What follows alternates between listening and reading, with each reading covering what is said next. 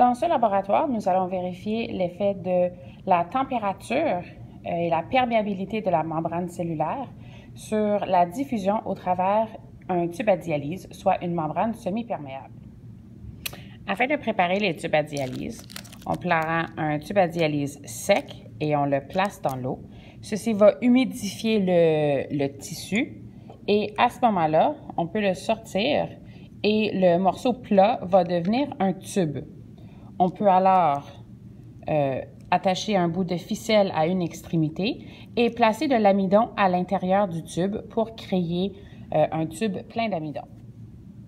À l'aide d'un entonnoir, j'ai placé environ 50 ml de solution d'amidon 1% à l'intérieur du tube à dialyse et je l'ai scellé aux deux extrémités.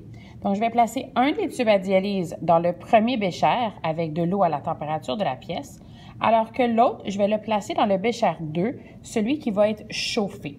Donc, on s'entend que je veux avoir suffisamment d'eau pour recouvrir entièrement le tube à dialyse. Donc, je peux ajouter de l'eau afin de faire ceci.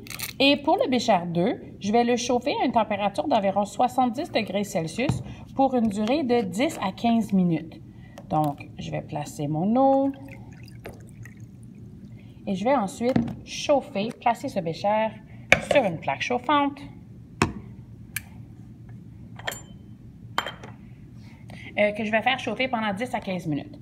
Dans l'autre bécher, je vais placer quelques gouttes, environ 6 gouttes, de solution de Lugol ou solution d'amidon. On se souvient que l'iode, c'est un indicateur qui est capable de détecter la présence d'amidon en changeant de couleur, de sa couleur initiale jaune avec une légère teinte de brun et va devenir un bleu foncé assez impressionnant. Donc, voici notre deuxième tube à dialyse. Celui-ci a été chauffé à une température d'environ 75 degrés Celsius pendant une période de 20 minutes. Donc, nous allons maintenant pouvoir le retirer de la source de chaleur et lui ajouter quelques gouttes d'iode pour mesurer l'effet que la température a eu sur la perméabilité du tube à dialyse. On peut voir que notre premier bécher, celui qui est demeuré à la température de la pièce, a déjà commencé à réagir, c'est-à-dire il y a eu une réaction chimique entre l'indicateur de l'iode et l'amidon à l'intérieur du tube.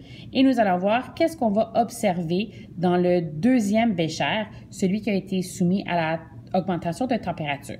Donc, nous allons ajouter l'iode et nous allons ensuite attendre plusieurs heures pour observer qu'est-ce qui va se passer. Voici nos deux béchers, 45 minutes après.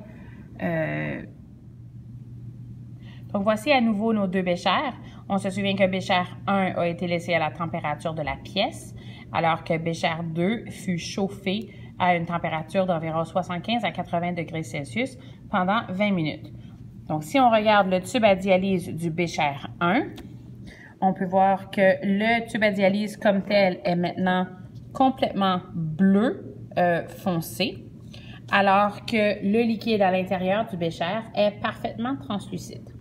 Si on regarde maintenant le bécher 2, celui qui a été chauffé, on peut voir que la solution à l'intérieur du bécher est maintenant bleu foncé. Et le tube à dialyse qui était à l'intérieur est lui aussi maintenant bleu foncé. Donc, on peut voir qu'il y a une différence au niveau de la solution dans les béchers, mais les tubes à dialyse comme tels, celui du bécher 1 et celui du bécher 2, sont plus ou moins identiques. Alors, qu'est-ce que ceci nous dit par rapport à la diffusion de l'amidon et de l'iode?